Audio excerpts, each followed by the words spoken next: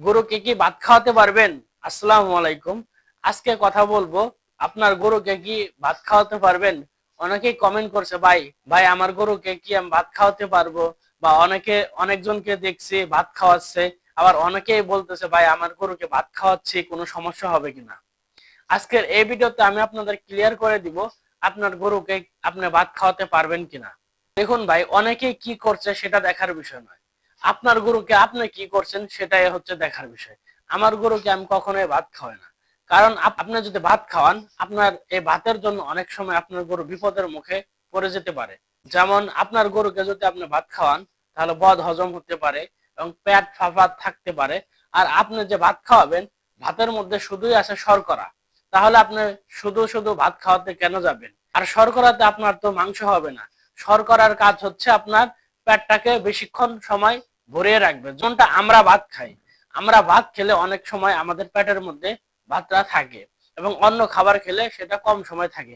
ঠিক তেমনি ভাবে গরুর ক্ষেত্রেও যখন আপনি ভাত খাওয়াবেন, শুধু গরুর পেটটাই ভরবে, অন্য কোনো কাজই হবে না। ভাতের কাজটাই হচ্ছে লং টাইম এবং বেশি সময় গরুর পেটকে ভরিয়ে রাখা। অনেক খামারে আছে তারা ভাত খাওয়ায়, ভাত খাওয়ার পর দেখে যে গরুর পেটটা অনেক ভরে গেছে, তখন মনে মনে নিজেকে সান্ত্বনা দেয় গরুর পেটটা ভরেছে। গরুর এই পেট ভরাতে আপনার কোনো লাভই নেই, কারণ আপনার মাংস বৃদ্ধি হবে না। আর এটা যদি আপনার গাভী গরুকে খাওয়ায় বা বকনা গরুকে খাওয়ায়, সেই গরুটা বীজ কনসেপ্ট করতে চাবে না এবং হিটে আসতে চাবে না। কোনো দিক দিয়ে আপনি ভেবে দেখেন, আপনার শুধু লস আর লস। তাহলে আপনি কেন ভাত খাওয়াবেন?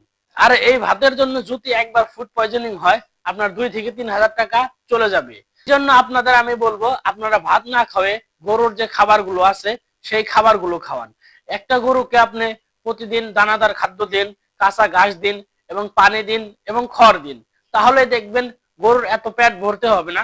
গরুর ভরি অনুযায়ী আপনারা প্রতিদিন খাবার দিন, তাহলে দেখবেন আপনার গরুর মাংস হচ্ছে এবং ঠিক মতো গরু হিটে আসছে, ঠিক মতো কনসেপ্ট করছে। আপনার যেমন প্রতিদিন আপনি 100 কেজি গরুর জন্য প্রতিদিন 1.5 থেকে 2 কেজি দানাদার দিতে পারেন, 15 থেকে 20 কেজি কাঁচা ঘাস দিতে পারেন এবং পানি দিয়ে দিবেন এবং সাথে খড় দিয়ে দিবেন। এখন অনেকেই বলতে পারে, ভাই দানাদার খাদ্য বানাবো কিভাবে?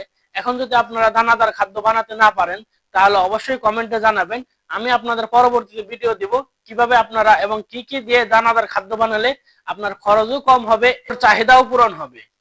এর জন্য আমি আপনাদের বারবার বলবো, আপনারা কখনোই গরুকে ভাত খাওয়াবেন না এবং আপনার আশপাশে যে মানুষগুলা ভাত খাওয়ায় তাদেরকে অবশ্যই সতর্ক করে দিবেন, এই ভিডিওটি দেখিয়ে দিবেন, তাহলে আশা করি তারাও ভাত খাওয়াবে না। ভাত খাওয়িয়ে আপনি আপনার নিজের ক্ষতি করছেন এবং গরুর ক্ষতি করছেন এবং দেশেরও ক্ষতি করছেন।